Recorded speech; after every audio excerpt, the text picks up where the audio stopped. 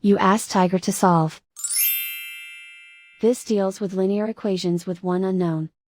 The final result is k equals 17. Let's solve it step by step. Simplify the expression. Expand the parentheses. Simplify the arithmetic. Group all constants on the right side of the equation. Add 57 to both sides. Simplify the arithmetic.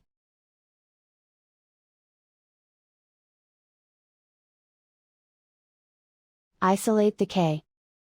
Divide both sides by 3. Simplify the fraction. Find the greatest common factor of the numerator and denominator.